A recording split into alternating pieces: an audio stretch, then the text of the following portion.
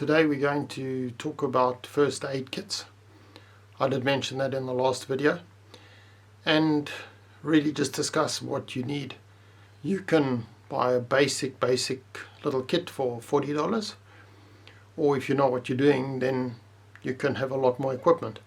And I'm going to go through what I use and what I suggest for New Zealand, number one, and number two for longer trips in places like Africa and Australia where you can be far away from help. And then lastly, we'll just talk a little bit about personal locator beacons. So watch the video, tell me what you think. You're off on a trip and you're looking for a first aid kit, and you see something like this advertised. $35 first aid kit. You walk into the store and they've got a whole bunch of different kits. There's one for fractures and sprains, there's one for wound dressings, there's one here for eye care, there's another one that's got some antiseptic and some dressings, and then there's a survival kit, and this has got a bit of everything. So this kit has got a survival blanket, it's got one of those tubes that you break in half and it generates light for a few hours. You can't read by it, but it's light. It's got tape to mark off help me, rescue me, save me on the ground. It's got a whistle, it's got a fire lighter, and it's got all those things.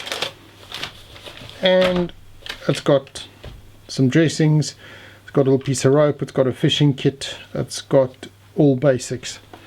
So, and it comes in a properly waterproof dry bag. These dry bags really work nicely. I've got about 6 of them. So what do you really need? You buy yourself a 4x4 guide. You haven't done this before, and inside here there'll be a first aid kit. They talk about safety, hygiene and first aid, and on page 123 they'll go through some odds and ends and what you should take, but it's really basic. Then you go through a book like this by Tom Shepard, probably the nicest adventure book I've ever bought, but it's based on expeditions, or it's for expeditions. It's Land Rover biased, but it is an awesome book. His first aid kits are a lot more advanced, but here he's crossing the Sahara. He's not going on a local little trip. So that's out. You then will get started at the right place. You can then buy a first aid book from St. John's. They've got a much smaller book. So the first one was when you do a course. This is a little one you'd put in your cubbyhole. Here's one from Red Cross. This is to do a level 1, which is a really basic first aid course. So you decide to do something like that. If you get involved, you can go further. In South Africa, we had a member of our club called Dr. Neil van Tonda, medical doctor, and he put a course together, and the course he taught us covered CPR, which the other books do as well, and it covers burns, lacerations, malaria, snake bites, scorpion stings, spider bites, zoonosis, traveling diseases, so those would be waterborne, things like that, emergencies, and extreme environmental conditions. So that would cover things like sunstroke. And in this course it was way more advanced than what's written on the cover. In this course we learned how to put in airways, we learned how to put in drips, we learned how to stitch, and we learned a lot of very, well, I think fairly advanced first aid, what to do in emergencies. Now Africa is really different. So in Africa something will happen, you'll drive a few hours, you'll get to a clinic. If you're lucky there's a nurse in the clinic, but the clinic will generally not have anything. In Africa we take everything we need. So if I go on a trip, I take my own drips, I take my own anesthetic, I take my own syringes, I take my own scalpel, I take everything, because you don't want to use theirs. A lot of them will not be sealed, they won't be clean. After doing this course, I learned a hang of a lot. I then took it further. I used to run commercial trips, so you're really the person in charge.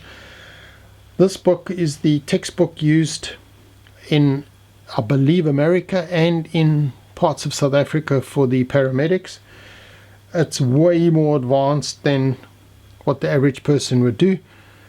So I did self-study most of this book.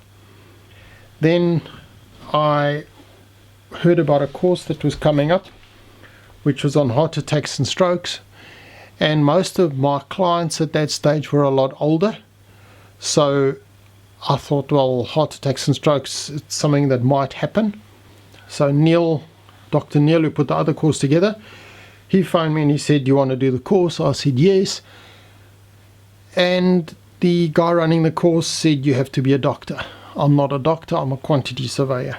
So after much backwards and forwards, the guy presenting the course said, "All right, I can do the course, but I have to write entrance exam." So he told me what I needed to know, and I learned for, I don't know, 3-4 months. It was quite a long time. I then wrote the entry exam. He was happy that I knew the basics, and he then let me do the course on heart attacks and strokes.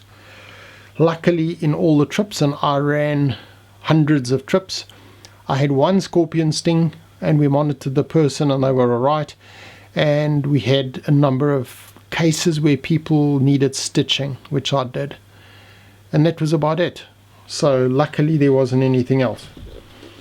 So if I put all these books aside, I have 3 fairly comprehensive kits, and then I've got quick kits that I take with on my weekend trips if I'm just going paddling for a little while. This kit was for Africa, so in here would normally be all my drips. So if you go to a clinic and you need something, you've got everything that's sterilized for them to use.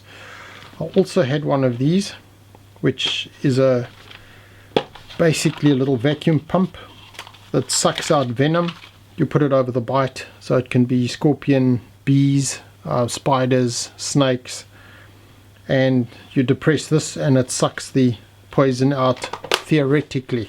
I've then got my drip kits, so this goes into the drip and you can regulate the flow of the fluid, so I'll take that with me.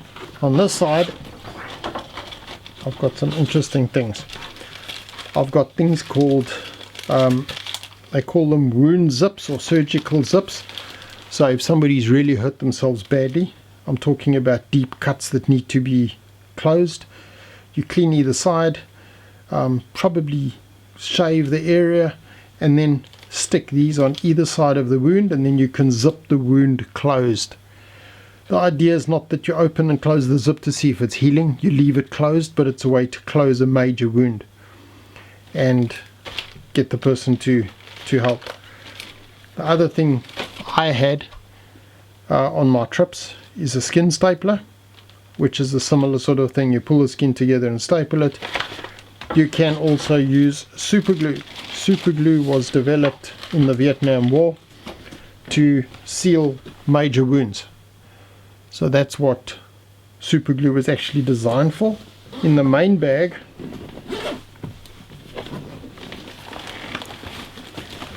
I've got splints. These are cardboard splints. I've got leg splints, arm splints. They're cardboard, they fold out, they fit your arm perfectly, and then they've got Velcro. So you can, once the arm's in, you pull the Velcro around and you've got splints. These are quite nice, they pull out. In here, in all of them, I've got surgical gloves. In New Zealand, I donate blood, and I haven't yet seen anybody wear gloves. In Africa, because the amount of AIDS, nobody touches anybody without gloves. So in here I've got gloves, I've got dressings, I've got all sorts of things. So that's really just what's in here. In the next one I've got an ice pack. It's you spray on ice pack. I've got iPads, I've got bandages. In the last one and this is purely for demo purposes. If you're doing CPR, especially in Africa, well anywhere really, but because of AIDS, you put this into the person's mouth. Normal CPR, you'll put your mouth over their mouth. If somebody needs CPR, there's a good chance they're going to vomit, and they're going to vomit into your mouth, or they might be bleeding or something else. So you put this into their mouth, the plastic goes over their face. This has got a one-way valve, and you use this when you're doing CPR. So you're not going to get vomit or blood or body fluid in your mouth. It sounds gross, that's what happens. So I've got quite a few of these, and then just bandages, plasters. This stuff is really nice. Micropore tape. Micropore you can put around dressings. I won't say it will stop bleeding, but you can contain the bleeding. I've also hurt myself before where I never had this, and I've used stuff like insulation tape, duct tape. You can use anything, but this is the better way to go. And just lots and lots of surgical gloves. So depending on where I'm going to go, I will put a first aid kit together for that specific trip. So that's the first one. Because you ask yourself what's going to happen. And somebody gets out of 4x4, slips, breaks an ankle, gets out of a car, they can break an arm, break a leg. But generally it's going to be burns. Somebody will sit around a fire and they'll slip or something and they'll burn themselves. So you're looking at burns, you're looking at splinters, bites, sunstroke, kids being burnt, that sort of thing. In this kit, we'll start here. I've just got antiseptic, I've got more bandages, I've got an oxygen kit. So the way this one works, it's not like the one in the hospital. So this bottle is the main oxygen bottle. In here I've got the mask, I've got the pipes. It's got a chemical you put in the bottle, you fill this with water, you mix it, and it gives you pure oxygen for about 15 to 20 minutes. So it's better than nothing. Then, especially with kids around the car, I've got a finger splint. It's aluminium and it's padded. So if a kid's finger gets stuck in the door or breaks or something, you can put this around it. You can use it for adults as well, but generally kids. This is a sling that you would use to support somebody's arm. So you've got this. Then over here, this is more extreme. If you've got somebody with you that's a hemophiliac, in other words they bleed, and if somebody develops a really bad nosebleed, what most people don't realize, they block the outside and they think everything's fantastic. Well, in actual fact, the blood can run down the person's throat and they can die from loss of blood, and you don't even know it because the blood's going into their stomach. So if it's a hemophiliac, if the bleed's bad, you stick the catheter down their nose, you inflate it with a syringe, it just inflates a little bulb, you pull it forward, you block the back of the nose, you block the front, and you contain the bleeding. So that's what that's for. In here, dressings, bandages, scissors. What are scissors for? It's to cut the person's clothes, to cut bandages. If somebody's broken an arm, you aren't going to get their arm through the sleeve because they're not going to move it, they're going to hit you. So, with the other arm, not the one that's broken. So you just cut the clothes off and you can work on it. It's also special scissors. It's got a flat plate at the bottom so that you don't cut the person. It's got this little flat bit, so you can slide that up the bandage and cut it off or whatever, and you won't cut the person. Here, way more gloves. As I said, you don't touch anyone without gloves in Africa. In here, it's just more dressings and more splints. Here I've got wooden splints, more dressings, more plasters. I've got triangular bandages. So that's in that one.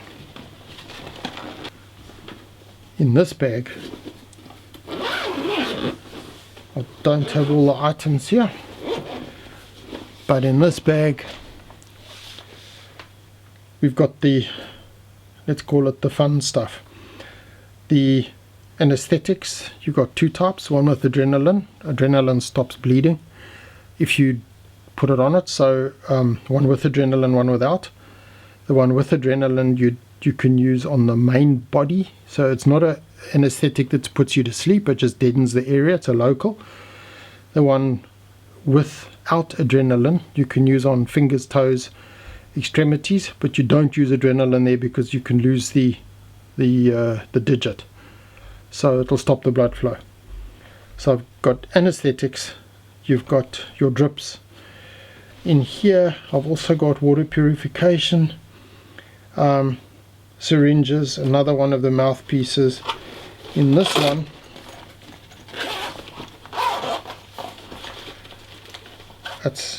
I've got butterflies, so it's drips for kids. So if you get to a clinic and the kid needs to be put on a drip for dehydration or something, you've got the saline drip, you've got the butterfly to put in. I've got forceps, a whole range of forceps. I've got a whole range of syringes. I've got tweezers. I've got scalpels. I've got a lot of scalpel blades. I've got suturing kits. I must have, I don't know, 10 or 12 different suturing kits, different thicknesses, different types. I've also got steri strips, which can be used to close a wound. So you pull it together and either use super glue or the steri strip. So that's in that one. This one is just more syringes, more bandages, and then I've got, again this does seem quite extreme for New Zealand, but for Africa, so there's more syringes. I've got airways, I've got an airway for adults, I've got an airway for kids. This is wadding, the stuff you put up somebody's nose if it's bleeding and it blocks it, so you stick it up their nose. And more CPR mouthpieces. Then what I don't have in here are the, let's call it the drugs. So if I'm going on a long trip, especially into Africa, I will get various antibiotics from my doctor. Now you don't have one antibiotic that deals with everything, so you would have three. I'd normally take 3 or 4 antibiotics for different things. And before you leave, if you're not going to have cell phone signal, write down what each one is for. I then also take other medication. Now, keeping in mind, I cannot prescribe and give to anybody because I'm not a doctor. So this would be for my family and my use. If somebody's going to die, it's got to be your decision. Are you going to help them and end up with a lawsuit if they die? Because it's not them that's going to sue you, it's going to be their family. They're going to say, well, if you didn't help them, then maybe they would have lived. And it's going to be difficult, so you've got to make that decision. So I take antibiotics. I've got obviously painkillers. I then have anesthetics, which aren't in here. But for kids, which works quite nicely, you get a product called Emla Gel, which is an anesthetic cream that you rub on the skin. So if the kid has burnt their hand and you need to work on it, or they've been stung, or it's got splinters, or it's been cut and you've got to stitch it, if you haul out a syringe, they're going to freak.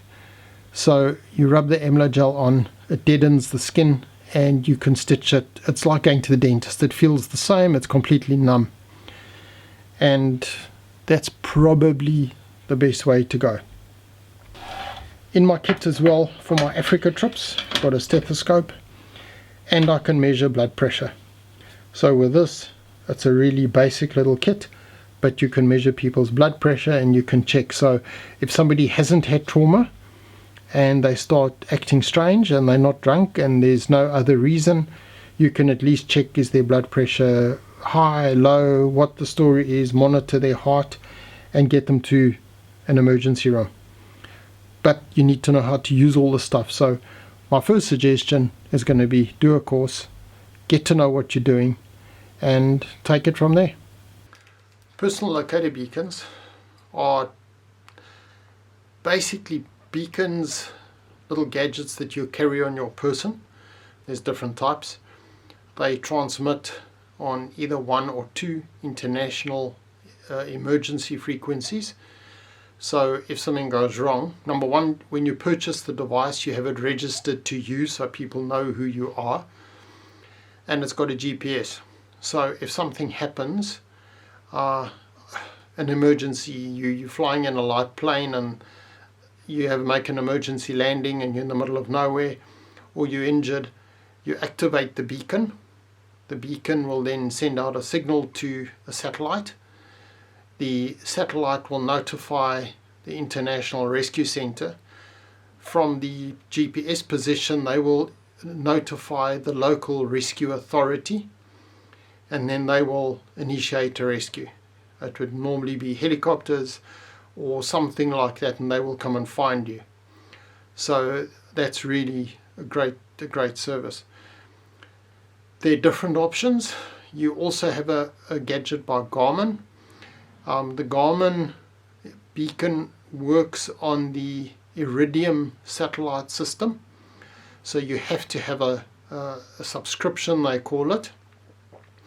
Now, I have an Inmarsat sat phone, and it's hell of expensive. You've got to buy your time. Your time expires, so you can't buy 100 minutes and keep the minutes. The minutes expire I think it's within 3 months. So you throwing $100 every few months just in case you might need it. With the personal locator beacon, there's no subscription, and you activate it in an emergency. It's the same sort of beacon that are used on yachts. So in an emergency, you activate the beacon, and on a yacht it's slightly different. They call it an EPIRB, but essentially it does the same service. So I think it's the best solution. If you're going on a trip, so you're sailing around the world, you can then afford to buy the time on Iridium, then take the Garmin product. But for every day, there's a company called ACR that make personal locator beacons, and I would really suggest getting one of those for remote one person or one vehicle trips. So on my canoeing trips, I've got a long trip coming up. There's no cell phone signal, and we'll be paddling for a number of days. I will then take a personal locator beacon. So you hop out the canoe, you slip on a rock, you land on your back, you buggered, and you can then activate the beacon, and someone will find you.